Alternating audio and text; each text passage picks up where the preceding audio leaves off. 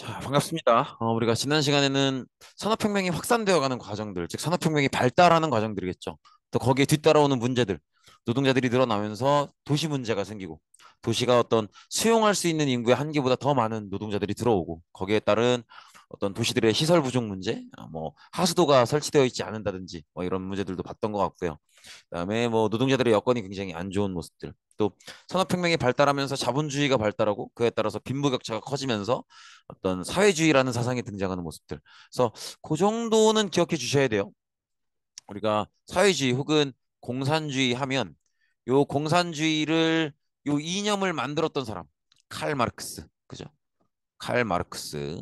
그다음에 이 사람이 썼던 책 아, 자본론이 있었죠. 자본론은 요건 이제 기존의 자본주의의 문제점 자본주의를 적용하면 반드시 빈부격차가 생기는데 그 문제는 왜 생기는가에 대한 문제점을 지적했던 자본주의의 문제점을 지적했던 책이 자본론이다. 그다음에 여기에 대한 해결을 위해서 친구 프리드리히 엥겔스와 함께 같이 썼던 책, 즉 노동자들이 혁명을 통해서 자본가로부터 생산수단을 즉 공장을 빼앗아 와야 된다. 그래서 이 생산수단, 즉 공장을 빼앗아 와서 노동자들이 공동 운영, 공동 생산을 함으로써 거기서 나오는 이익을 공동 분배해야 된다. 그래서 공동 생산의 공산주의였었죠.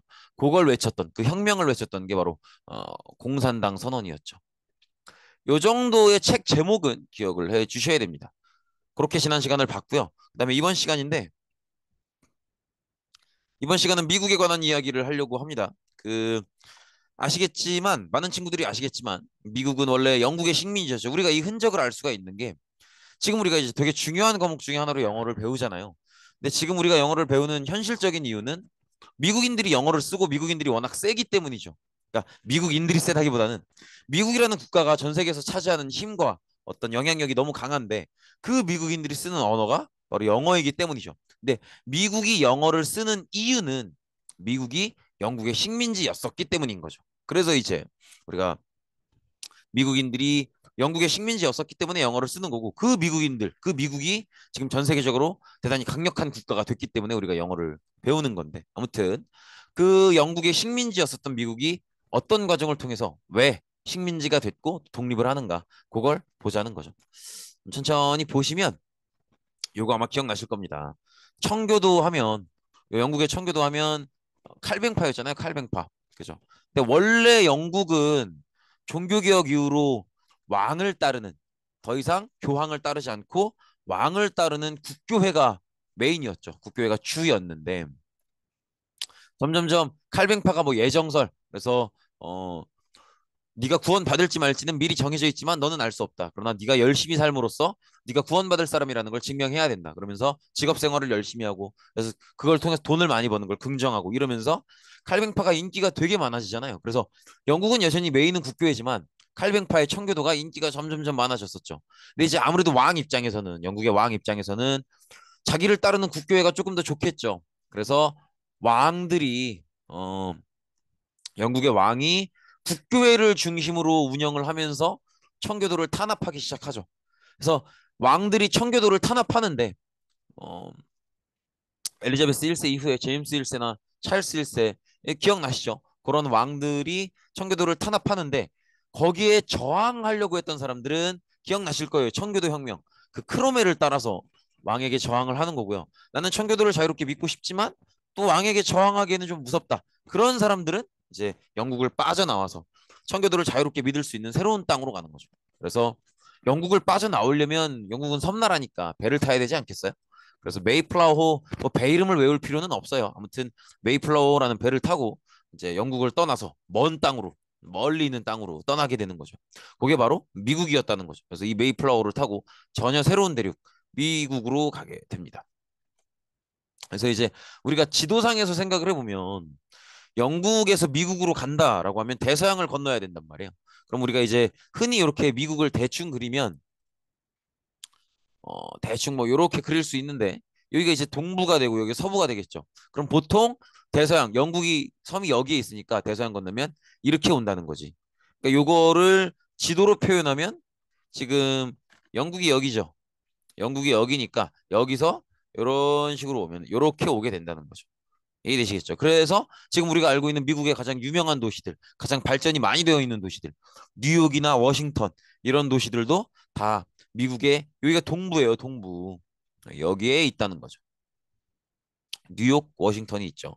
그래서 이런 식으로 미국의 여러 도시들 중에서 동부에 있는 역사들이 조금 더 역사가 깊고 많이 발전되어 있는 건 영국의 청교도들이 넘어올 때 대서양을 건너서 오면 미국 동부기 때문에 미국 동부에 먼저 정착을 했었다. 그렇기 때문에 이들이 거기서부터 발전을 시작한 거고 다른 지역보다는 좀 더 발전의 역사가 깊다는 거죠. 그렇게 봐주시면 되겠고요. 그래서 요게 지금 요 보시는 게 영국의 청교도들이 미국으로 건너와서 처음으로 건설했었던 그런 식민지들이라고 보시면 되겠죠. 그래서 여기 보시면 어, 이 빨간색으로 색칠된 지역들, 여기가 이제 영국 청교도들이 넘어와서 처음으로 살기 시작한 정착 지역이에요. 그래서 요때 미국은 요만큼이라고 보시면 되고요. 나머지 땅은 원주민들이 살고 있지. 원래 아메리카에 살고 있는 원주민들이. 그리고 요게 이제 최초의 미국 국기인데요. 아시는 분은 아실 거예요. 들어보신 적 있을 건데 요 별들 있죠. 지금 미국 국기는 이렇게 안 생겼잖아. 근데 요 별들이 의미하는 게 각 주를 얘기하죠. 그럼 지금 요거 보시면 하나, 둘, 셋, 넷, 다섯, 여섯, 일곱, 여덟, 아홉, 열, 열하나, 열둘, 열셋이죠. 그런데 지금 요 최초의 정착 지역도 하나, 둘, 셋, 넷, 다섯, 여섯, 일곱, 여덟, 아홉, 열, 열하나, 열둘, 열셋 이렇게 되어 있다는 거죠. 그래서 지금 보시는 요 각 주를 하나의 별로 표시해서 그걸 국기로 만든 거죠. 그렇게 보시면 되겠고 여기 나와 있는 지명들도 거의는 뭐 미국 영화를 봤거나 아니면 미국 스포츠팀을 응원하거나 하면 들어보신 적 있을 수 있는 이름들이에요. 뉴햄프셔, 뉴욕, 펜실베니아, 매사추세츠, 로드아일랜드, 코네티컷, 뉴저지, 델러웨어, 메릴랜드, 바지니아, 그다음에 노스캐롤라이나, 사우스캐롤라이나, 조지아 뭐 이런 식으로 한 번씩은 영화나 뭐 아니면 미드 이런 데서 들어본 적 있는 지명들일 겁니다. 그죠? 특히나 이렇게 뉴햄프셔의 뉴욕이 뉴 이렇게 앞에 뉴자가 붙어 있잖아요. 이건 새로운이란 뜻이죠. 그러니까 새로운 햄프셔, 새로운 욕, 새로운 저지 이런 뜻인데 사실은 이 뉴자 빼면 햄프셔, 욕, 저지 이런 지명들은 영국에도 있어요. 그러니까 영국에서 넘어온 청교들이 봤을 때, 여기는 조금 생긴 게 옛날에 그 영국의 요크 지방이랑 비슷한데 그럼 뉴욕 이렇게 이름을 붙이는 거죠. 그렇게 봐주시면 되겠다. 어쨌든 간에 어, 영국에서 청교도를 믿고 있는데 왕한테 탄압당하는 건 싫고 저항하기에는 무섭고 그런 친구들이 미국으로 건너와서 최초의 13개 지역에 정착을 했다. 그래서 그 13개의 주를 만든 거다라는 거죠. 그래서 이 친구들은 넘어와서 의회를 구성을 하게 돼요. 근데 이게 원래 영국은 의회를 존중하는 전통이 있죠. 그리고 기억나실 거예요. 영국이 명예혁명을 끝내고 완성한 것도 권리장전이라는 문서였잖아요. 그만큼 영국인들은 기본적으로 사람들이 모여서 살면은 그 모여서 사는 사람들이 같이 결정해야 될 것들이 여러 가지 있을 거 아니에요. 뭐 예를 들어서 우리 마을에 뭐 여러 방어 수단으로서의 어떤 방책이나 이런 것들은 칠 건지 말 건지, 뭐 아니면은 다른 도시와의 무역은 어떻게 할 건지 이런 것들을 같이 결정하기 위해선 의회가 필요하다는 거죠. 그래서 영국인들 상식에는 사람이 모여 살면 의회가 있는 게 당연한 거예요. 근데 지금 우리도 그렇지 않나요? 지금 각 반에 애들이 모여서 같이 지내니까 학급회의가 있죠. 전교 단위로는 대의원회가 있잖아요. 그런 식으로 영국인들 생각에는 사람들이 모여 살면 같이 결정해야 될 일들이 많이 있으니까 그걸 의논하기 위한 의회는 당연히 있는 거 아닌가? 그래서 이제 그 영국인들 중에서 청교도들이 미국으로 넘어와서 원래 살던 방식대로 자기들의 의회를 구성하고 이 의회를 중심으로 각자의 지역을 스스로 다스리는 자치를 했던 거죠. 그렇게 봐주시면 되겠고, 그다음에 경제적으로는 되게 무역으로 번성한다고 하는데, 이게 이제는 기본적으로는 미국이라는 그 아메리카라는 땅 자체가 지하 자원이 되게 많기도 해요. 지하 자원이 되게 많기도 한데, 그것도 그거지만 이제 미국으로 넘어온 사람들, 아메리카로 넘어온 사람들은 이게 완전히 새로운 땅이잖아요. 그렇기 때문에 기존에 영국에서 생활할 때 가질 수밖에 없었던 여러 가지 굴레들, 뭐 예를 들어서 신분제, 나는 뭐 이 신분밖에 안 되니까 이거밖에 못해. 아니면 원래 가정경제 상황이나 아니면 뭐 이런 것들, 이런 모든 굴레를 벗어던지고 새로운 땅에서 새로운 기회를 얻을 수 있는 거죠. 그러면 미국으로 넘어왔으면 이제 시작하는 나라기 때문에 내가 노력하는 만큼 내 성과가 돼요. 이해되시겠죠? 그래서 많은 사람들이 내가 열심히 하는 만큼 내가 가져갈 수 있네. 이 생각이 생기면서 모두가 열심히 하게 되고요. 그러니까 경제적으로 번성할 수 있는 거예요. 이 경제 발달이라고 하는 게 뭐 그 나라의 여러 가지 뭐 주변 나라들이나 외교 조건이나 아니면 그 나라가 가지고 있는 지하 자원이나 이런 것들도 많이 영향을 미치지만 그 나라 사람들이 가지고 있는 근본적인 의지와 성실성 이런 것들도 상당한 영향력을 미치거든요. 우리나라도 그렇잖아요. 우리나라도 지하 자원이 거의 없죠. 근데 그 국민들 한 사람 한 사람이 되게 성실하니까 여기까지 온 거잖아요. 그런 것처럼 이때 이제 미국으로 건너간 사람들도 여기는 새로운 땅이고 내가 열심히 노력하는 만큼 다 나의 성과기 때문에 내가 최선을 다하면 큰 성과를 낼 수 있을 거다. 이렇게 강력한 의지가 있는 그런 분위기가 형성이 됐다는 거죠. 그래서 이렇게 경제적으로 번성할 수 있는 거예요. 그리고 미국인들은 그렇기 때문에 내가 내 평생을 되게 열심히 살아서 많은 걸 이뤄냈으면 그걸 돌아보면서 자부심도 있겠죠. 그래서 미국인들은 되게 자기들 문화나 자기들의 어떤 최선을 다하는 삶에 대한 자부심도 강하고요. 그리고 또 그 최선을 다하는 삶이 법적으로 잘못된 것만 아니면 어떤 방식을 택하든 건 개인 선택인 거잖아요. 그러니까 이제 나의 선택도 존중하고 또 남의 선택도 존중해야겠죠. 그래서 어떤 개인주의적인 문화. 너는 너의 방식을 존중하고 나는 나의 방식이 있고 이런 것들. 그래서 내가 내 방식으로 열심히 해서 성공하면 되는 거니까. 그런 특징들도 있죠. 그래서 어쨌든 그런 면을 좀 볼 수가 있고요. 근데 이제 조금씩 갈등이 생기기 시작합니다. 뭐 때문이냐면 우리가 아까 봤던 것처럼 지금 아메리카 전체 땅에서 영국의 식민지라고 할 수 있는 땅은 그 동부의 13개 지역. 그게 다란 말이에요. 요 지금 빨간색 지역. 그러니까 이제 나머지 땅이 문제가 되는 거예요. 그래서 여기 빨간색 땅은 이제 영국 식민지가 됐는데 요 나머지 땅 그리고 플러스 그 위에 있는 캐나다까지 놓고 프랑스와 경쟁을 하게 됩니다. 근데 이 경쟁이라고 하는 게 심해지면 결국은 전쟁이겠죠. 전쟁인데 전쟁이라고 하는 게 결국은 돈으로 하는 거거든. 그죠? 그렇다는 얘기는 이 경쟁 나아가서는 이 전쟁이 심해지면 심해질수록 돈이 많이 들어간다는 거죠. 그래서 영국은 여기에 많은 돈을 쏟아부으게 되면서 되게 굉장히 재정이 부족해지는, 재정이 어려워지는, 정부에 돈이 없는 거죠. 그런 문제에 빠지게 됩니다. 그러면 우리가 정부에 돈이 없다, 재정이 악화되고 있다. 그러면 얼른 떠오르는 해결 방법은 뭐예요? 세금이죠. 세금을 늘리는 거예요. 근데 우리가 여기서 놓치고 가면 안 되는 게 영국은 이제 명예혁명을 끝내놓고 되게 안정화시켜 나가고 있는 그래서 되게 의회가 발달해 있는 그런 상황이잖아요. 의회에서 대부분의 것들이 결정이 된단 말이에요. 근데 이런 정치 구조의 특징이 뭐냐면 의회에 들어가 있는 사람들은 의원들이잖아요. 의원들은 선거를 통해서 표를 받아서 의원이 된 거죠. 이 사람들은 내 임기가 끝나고 나면 또 당선이 되고 싶잖아요. 그러면 내가 또 당선이 되고 싶기 때문에 사람들이 듣기 싫어하는 말을 못 해요. 그렇기 때문에 이것도 마찬가지예요. 사람들이 세금 더 걷어야 된다는 말을 듣고 싶어 하겠어요? 근데 지금 영국은 정부가 돈이 없기 때문에 세금을 더 걷어야 되는 상황이야. 그럼 의원들은 그걸 알면서도 지금 정부가 세금을 더 걷어야 되는 상황이라는 걸 알면서도 그 얘기를 백성들, 국민들에게 꺼내기가 어려워요. 왜냐면 그 얘기를 꺼내면 나를 싫어할 거고 내가 당선이 안 될 거니까. 이해되시겠죠? 그래서 정부가 지금 재정이 어렵고 세금이 필요하다는 거, 세금을 올려야 될 상황이라는 거 알면서도 그러면서도 그 얘기를 꺼내기가 어렵다는 거죠. 그러면 그나마 대안으로 찾는 게 본국 사람들한테 세금을 더 걷자고 하면은 내가 표를 못 받을 것 같으니까 대신 그 대안으로 얘기하는 게 본국 말고 식민지에서 세금을 걷자 이런 얘기를 하는 거죠. 그래서 미국을 포함해서 여러 식민지에서 되게 많은 다양한 세금을 걷게 됩니다. 뭐 대표적인 게 차세, 설탕세, 인지세 이런 것들이에요. 차세는 거의는 홍차를 얘기하는데 어 영국인들 지금 미국에 살고 있는 사람들도 영국에서 건너온 사람들이잖아요. 영국인들은 문화적으로 차를 되게 많이 마신다 그래요. 사실 잘 모르겠어. 나도 영국을 안 가봐서 모르겠는데 그렇다 그렇다고 합니다. 그래서 지금 우리나라 어른들 커피 마시듯이 홍차를 그렇게 많이 마신다고 해요. 근데 여기다가 세금을 붙이겠다는 건 세금을 엄청나게 붙이겠다는 거죠. 설탕세도 걷겠대요. 설탕에 세금을 붙이는 거잖아요. 설탕이 안 들어가는 음식이 없죠. 우리가 맵다라고 느끼는 음식들에도 설탕이 들어가요. 뭐 떡볶이나 뭐 이런 것들 설탕 들어가잖아요. 근데 얘들은 주로 빵이나 쿠키 이런 거를 먹죠. 빵이나 쿠키 이런 거 제과제빵 경험 있는 친구들은 알 거예요. 그거 만들 때 설탕 진짜 그 넣는다기보단 때려 박아요. 진짜로 그냥 쏟아 붓는단 말이야. 그러니까 그렇게 되게 매 끼니에 만드는 거의 모든 음식들에 설탕이 다 들어가는데 거기에 세금을 걷겠다는 건 세금을 굉장히 많이 걷겠다는 거죠.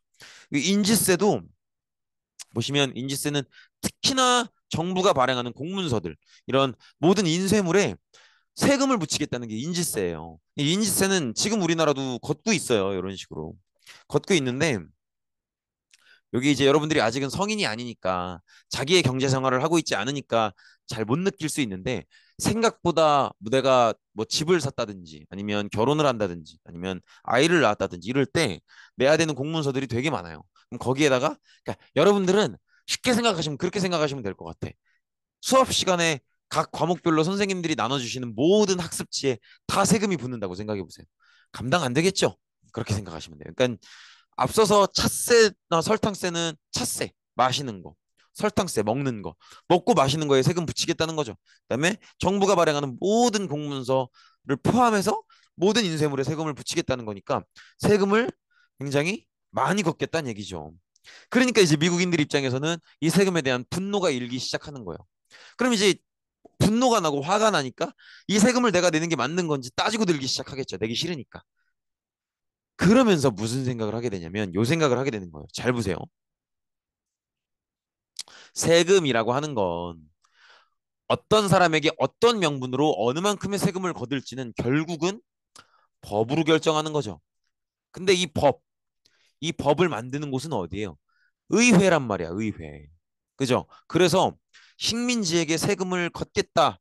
그게 차세든 설탕세든 인지세든 식민지로부터 세금을 걷겠다라고 하는 이 법을 만든 것도 의회일 거예요. 중요한 건 어느 나라 의회겠느냐는 거예요.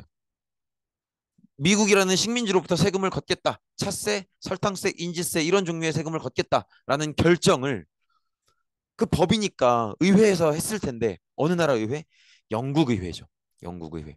근데 진짜 큰 문제는 식민지 미국으로부터 세금을 걷겠다라는 그 결정을 했던 이 영국 의회에 미국인들의 의견을 대변해 줄 수 있는 미국인들의 의견들을 대신 말해 줄 수 있는 미국 대표는 없다라는 거예요. 이게 문제인 거죠.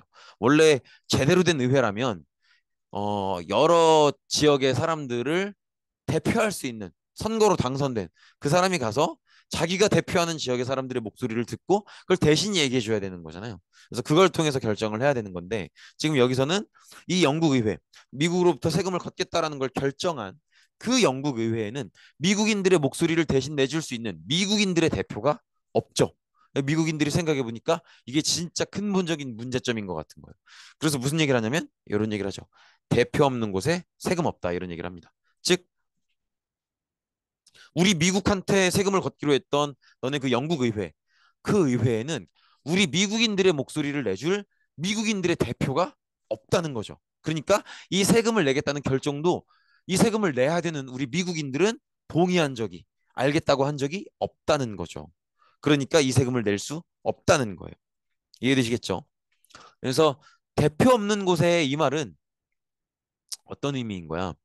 지금 너네들이 그 결정을 했었던 그 영국 의회에 누구는 없다?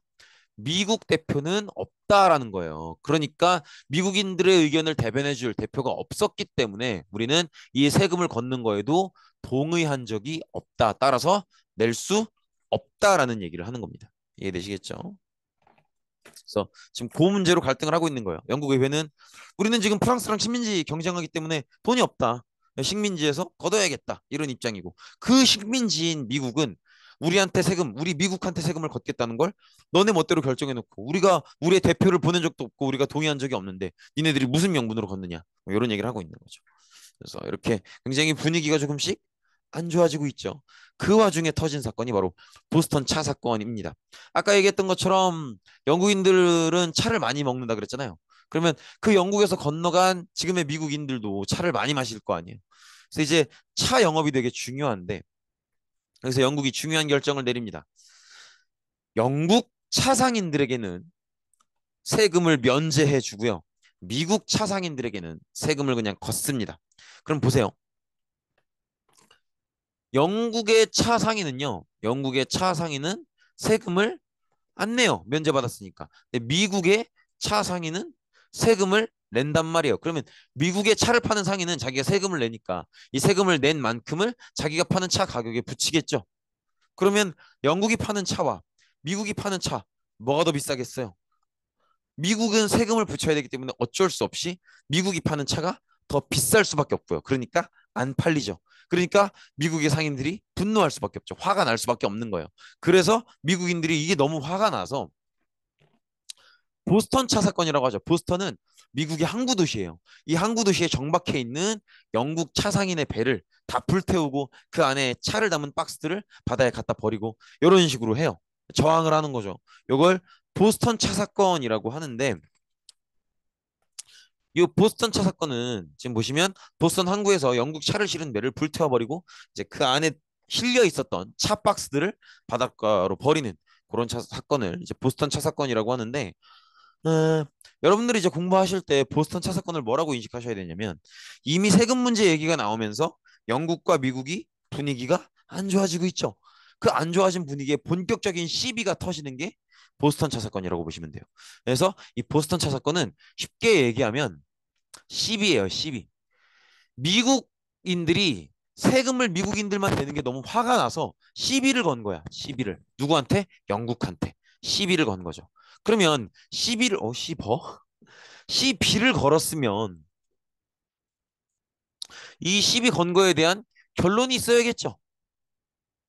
시비 걸었지만 그러면 잘못하면 싸우게 되는 거잖아요. 근데 그 싸움의 상대가 아직은 내가 좀 부담스럽고 무서워. 그럼 빨리 사과하는 거고요. 아니야, 난 그래도 싸워야겠어. 그러면 이 시비를 끝까지 끌고 가는 거죠. 어떻게 해야 될까요? 일단 시비는 걸어놨어. 그럼 지금이라도 사과하고 미안했어. 그때 실수였어. 안 그럴게 하고 사과하고 끝내야 될까요? 아니면 끝까지 맞짱을 떠야 될까요? 어렵죠. 당시에 미국인들도 이 결정을 되게 어려워합니다. 그래서 결정이 어렵다는 건 사람들마다 생각하는 게 다 다르다는 거죠. 사람들마다 생각하는 게 다르면 모여서 의견을 나눠보고 의논을 해야겠죠. 그래서 대륙회의를 열어요.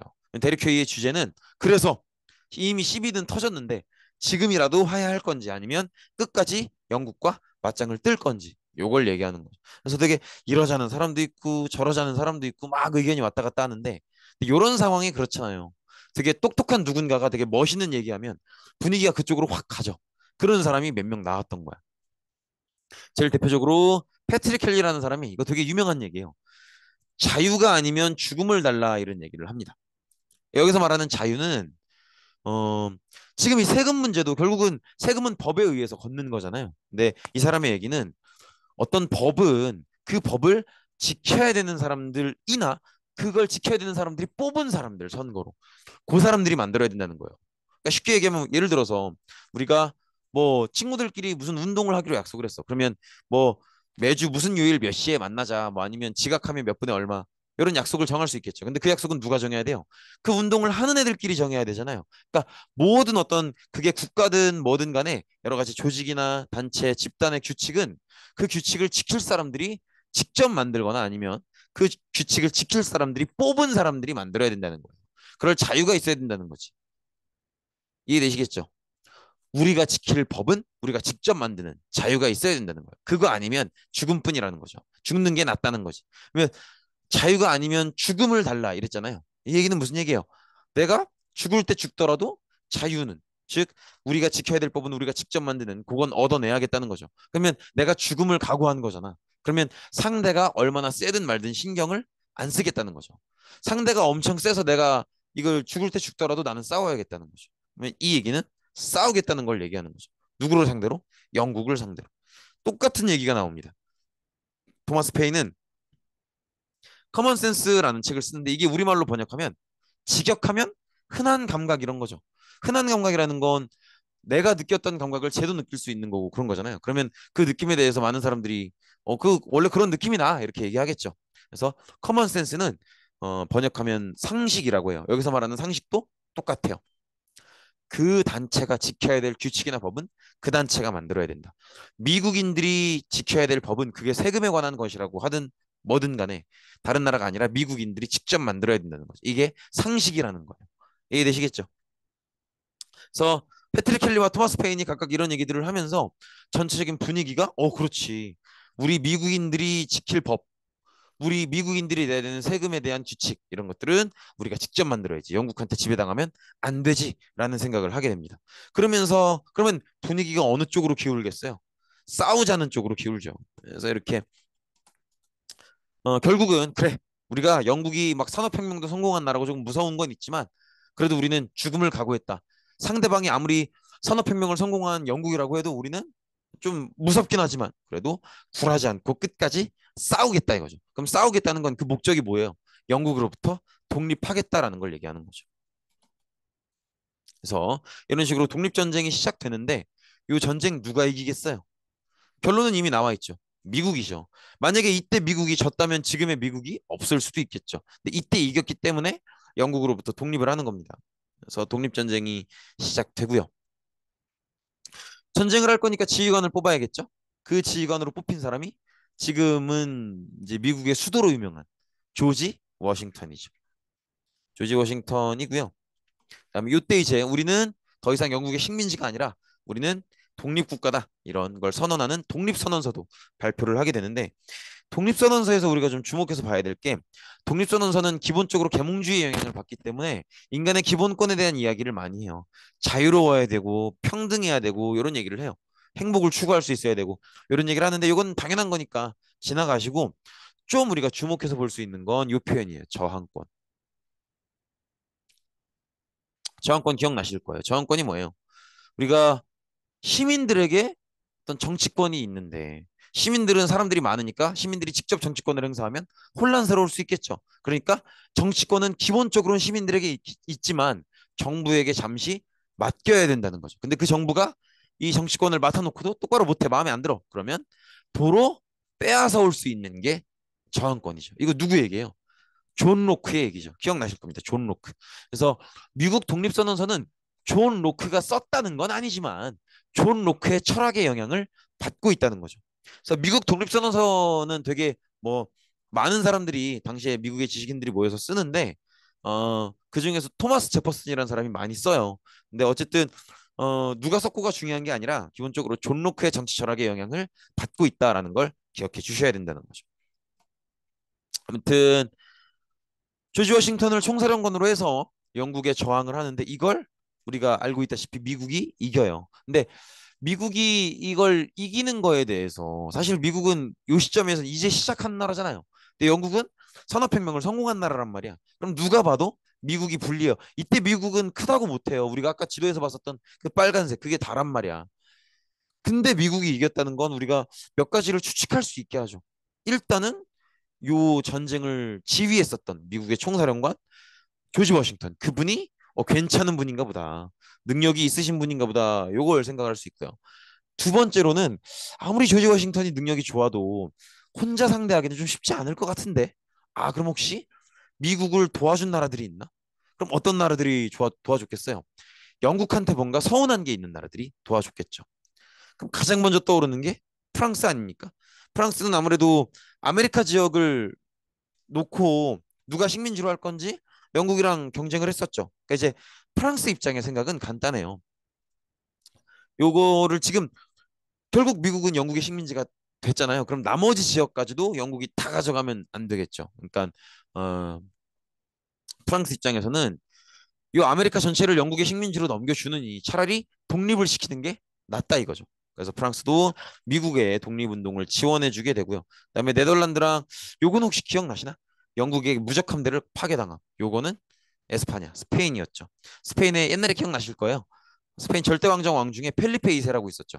그 사람이 이제 스페인의 무적 함대, 에스파냐의 무적 함대를 끌고 영국 엘리자베스 1세 때 그때 영국 해군과 결어서 지게 되죠. 그래서 그때의 서운함을 얘기하는 거고요. 네덜란드는요. 어, 네덜란드는 사실 규모로 보면 되게 작은 나라예요. 되게 작은 나라인데 경제가 되게 발달해 있거든요.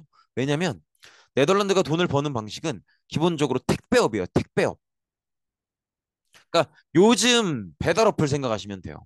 예를 들어서 A 나라랑 B 나라랑 되게 멀잖아요. 근데 그 두 나라가 서로 교역을 하고 싶어. 그러면 이제 물건을 왔다 갔다 하겠죠. 그 물건을 왔다 갔다 하는 그 배달 역할을 네덜란드가 하고 수수료를 받아 먹는 거예요.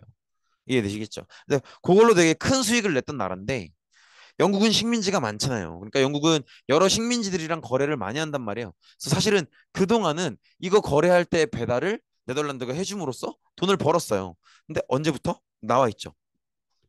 크로멜 기억나실 거예요. 청교도 혁명을 이끌었던. 근데 이 청교도라고 하는 게 돈을 많이 벌고 모으는 건 되게 좋은 거라고 생각을 하지만 돈을 펑펑 사치스럽게 쓰는 건 안 좋게 보거든요. 근데 이제 크로멜은 누구보다 청교도였 있잖아요. 그러니까 쓸데없는 돈이 나가는 게 안 좋은 거예요. 근데 네덜란드한테 주는 이 배달도 배달 수수료도 아깝다고 본 거죠. 그래서 크로멜이 항해법이라는 걸 만들어요. 항해법은 예를 들어서 영국이랑 A라는 나라랑 교류를 해요. 그러면 물건을 이렇게 보내고 또 보내고 할 거 아니에요. 여기에 따르는 이 운송 수수료 있죠. 요걸로 버는 게 원래는 네덜란드였는데 항해법은 영국이랑 A라는 나라랑 교류를 하면 그때 교류할 때 실어 나르는 물건은 영국 배 아니면 A 배에서만 쓸 수 있다는 거예요. 그러니까 영국에서 A로 수출을 할 때는 그 배달은 다른 나라가 할 수 없고 영국의 배나 아니면 그 나라의 배로만 수출 수입을 할 수 있다는 거죠. 이 얘기는 네덜란드한테 그 배달 수수료 주기 싫다는 거죠. 쉽게 얘기하면 이거예요. 영국의 항해법은 영국이 자기 핸드폰 어플에서 배달 어플을 지운 거라고 생각하시면 돼요. 그럼 네덜란드 입장에서는 서운하죠. 그래서 이제 미국 혁명을 도와주게 되는 거예요. 근데 제가 좀 부탁을 드리는 건 사실 네덜란드나 에스파냐가 미국을 도왔던 건 뭐 그냥 그렇게 막 중요하게 기억하지 않으셔도 괜찮아요. 지나가도 돼. 근데 프랑스가 미국을 도와줬던 건 꼭 기억을 하셔야 돼요. 왜냐면 프랑스가 이때 미국 혁명을 지원해 준 게 이 이후에 프랑스 역사에도 되게 큰 영향을 끼칠 겁니다. 그래서 꼭 프랑스가 미국 혁명을 지원해 줬었다는 건 꼭 기억을 해 주시고요. 그다음에 결국은 영국이 미국의 독립을 승인하게 되는데 미국이라고 안 하고 13개 식민지 이렇게 표현을 하죠. 이건 왜 그러냐면 각 식민지별로 다 뭐가 있겠어요. 미국이 이 영국인들 미국으로 넘어오자마자 자기 원래 스타일대로 뭐를 세운다 그랬죠? 의회를 세운다 그랬죠. 그래서 이 13개의 식민지가 다 의회가 있는 거예요. 그러니까 이제 영국 입장에서는 이 독립을 승인하기 위해서 각 주의 대표들과 13번의 도장을 찍는 거죠. 너네 독립. 그러니까 미국 독립 이게 아니고 뉴욕 독립, 뉴햄프셔 독립, 매사추세츠 독립, 코네티컷 독립 이런 식이 되는 거죠. 그래서 이걸 제가 말씀드리는 이유는 미국이 이때도 그렇고요. 지금도 그렇고요. 각 주마다 주의 독립성이 굉장히 강하다라는 걸 알아달라는 거예요. 그래서 이렇게 각 주의 대표들이 모여서 연방 헌법을 만들긴 하지만 역시 각 주의 독립성이 굉장히 강한 상태다. 그걸 꼭 알아달라는 거죠. 동시에 또 연방 정부도 강하긴 한데 어쨌든 조금 더 중요한 건 각 주마다 자치의회가 있기 때문에 그 주의 독립성이 굉장히 강하다라는 걸 꼭 기억을 해달라는 거죠. 그다음에 워싱턴은 초대 대통령으로 모실 만하죠. 미국의 독립혁명을 이끌었으니까. 그래서 이분이 조지 워싱턴이었었고요. 그다음에 입법부, 사법부의 독립성 보장이 무슨 얘기예요? 대통령을 중심으로 하는 정부가 법을 만드는 입법부, 보통 의회를 얘기하죠. 여기에 대해서 간섭을 안 하겠다는 거예요. 또 그렇게 만들어진 법을 적용하는 사법부, 보통은 뭐 검찰청이나 법원이 되겠죠. 여기에 대해서도 정부는 개입을 안 하겠다는 거예요. 이 얘기는 반대로 얘기하면 법을 만드는 입법부에서도 정부나 사법부 문제는 간섭을 안 할 거라는 거예요. 사법부도 정부나 입법부의 문제에 대해선 간섭을 안 할 거라는 거예요. 즉 서로가 침범하면 안 된다는 거지. 행정부, 입법부, 사법부 이 세 개가. 그걸 뭐라고 불러요? 삼권 분립이라고 부릅니다. 그래서 삼권 분립이라고 부른다는 거 들어보신 적 있죠? 삼권 분립. 그래서 이걸 근데 처음에 민주주의 사회는 삼권 분립이어야 한다. 행정부와 입법부와 사법부가 각각 서로를 간섭해서는 안 된다. 이 이론을 처음 얘기했던 게 프랑스의 계몽주의학자였던 몽테스큐에라는 인물이에요. 그리고 이 인물이 어, 법의 정신이라는 책을 씁니다. 이 책에서 이제 이 얘기를 하죠. 그리고 미국은 요걸 요 법의 정신이라는 책에서 얘기했었던 이 삼권 분립 요걸 고스란히 받아들이게 되는 거죠. 그래서 이 삼권 분립에 기초한 입법부, 사법부, 행정부의 독립성 이 삼권 분립에 기초한 세계 최초의 민주공화국이 탄생하게 되는 거죠. 여기서 말하는 민주공화국은 뭡니까? 앞에 민주는 뭐예요? 시민, 즉 국민이 주인인 그런 상황을 얘기하는 거죠. 그래서 여기서의 민주는 국민이 주인이라는 걸 얘기하는 거고요. 그래서 민주죠. 그다음에 공화국은 뭐가 없는 거예요? 왕이 없는 거죠. 그래서 미국은 왕이 없으면서 동시에 미국이란 나라의 주인이 국민이라는 것. 미국에서의 모든 권력은 국민으로부터 나온다는 걸 최초로 인정한 그런 나라라는 거죠. 그리고 기본적으로 아메리카 합중국 이렇게 되어 있는데 우리가 미국을 영어로 쓸 때 원래는 이렇게 쓰잖아요. USA 이렇게 쓰죠. United States of America. 여기서 말하는 아메리카는 사실 대륙이라는 의미예요. 대륙이라는 의미인데 이 아메리카라는 대륙에 있는 스테이츠, 주들의 유나이티드, 연합 그렇게 보시면 되겠죠. 그래서 아메리카 합중국이 이렇게 탄생을 하게 됩니다. 이 책이 몽테스큐에가 삼권 분립을 얘기했었던 법의 정신이라는 책이고요. 그다음에 정치와 종교도 분리하는데 정치와 종교를 분리하는 이유는 뭘까요? 사실 지금 미국의 독립을 이끌어가는 사람들은 다 영국에서 건너온 청교도잖아요. 그러면 청교도의 국가를 만들 수도 있는 거잖아. 근데 그렇게 안 했다고. 왜? 민주주의라면 국민 개개인의 종교의 자유가 보장돼야죠. 그러니까 아무리 되게 훨씬 더 많은 숫자가 어떤 종교를 믿다고 하더라도 그거랑 상관없이 모든 국민들은 자기가 원하는 종교를 선택할 권리가 있다라는 거죠. 근데 그걸 보장해 주려면 정치와 종교가 분리되어야 합니다. 종교가 정치에 간섭하고 정치가 종교에 간섭하기 시작하면 그러면 각자 각 개인의 종교의 자유는 보장될 수가 없죠. 그래서 요걸 하는 이유는 뭐라는 거예요? 정치와 종교를 분리하는 이유는 시민들에게 종교의 자유를 확보해주기 위해서인 거죠. 이렇게 보시면 되겠죠. 그다음에 북부의 여러 주에서 노예제를 폐지한다. 요거는 나중에 노예제에 대해서 좀 진하게 얘기할 기회가 있을 겁니다. 그때 보도록 하고요. 그다음에 이제 의미를 볼 텐데, 음, 미국의 독립혁명은 두 가지 의미가 다 있어요. 일단 기본적으로는 영국의 식민지였는데 거기서부터 독립했다라는 거. 그게 하나가 있고요. 두 번째로는 그렇게 해서 만든 나라가 사실은 미국이 처음부터 영국으로부터 벗어나고 싶었던 건 아니거든요. 왜냐면 다 어차피 고향 사람들인 거잖아. 영국에서 건너온 사람들이니까. 그래서 처음부터 벗어나고 싶었던 건 아닌데 영국인들이 미국의 법을 마음대로 정하려고 하니까 이게 싫어서 벗어나려고 하는 거죠. 즉, 이 얘기는 미국의 법은 누가 만들어야 된다? 미국인들이 만들어야 된다는 거죠. 그래서 이건 시민혁명의 의미라고 볼 수 있죠. 그 미국의 시민들이 미국의 주인이 되려고 하는 거니까. 그래서 의미를 보시면 일단은 이런 식으로 동그라미 2번처럼 영국으로부터 식민지 상태를 벗어나는 독립운동의 의미가 있고요. 그다음에 그렇게 해서 만들어질 완성된 나라가 그 정치권의 중심이 왕이 아니라 시민에게 있는 그런 시민혁명의 의미가 있다는 거죠. 그리고 어쨌든 미국 혁명은 성공했기 때문에 그걸 부러워하는 나라들한테 굉장히 자신감을 주게 됩니다. 프랑스 혁명 같은 경우에 프랑스 시민들은 시민혁명을 일으키고 싶은데 즉 시민이 주인이 되는 그런 나라를 만들고 싶은데 미국이 먼저 했다 보니까 이게 안 되는 게 아니네. 미국이 시민이 주인인 나라를 만들었으니까 우리 프랑스도 할 수 있지 않을까? 그런 관념에서 영향을 받는 거죠.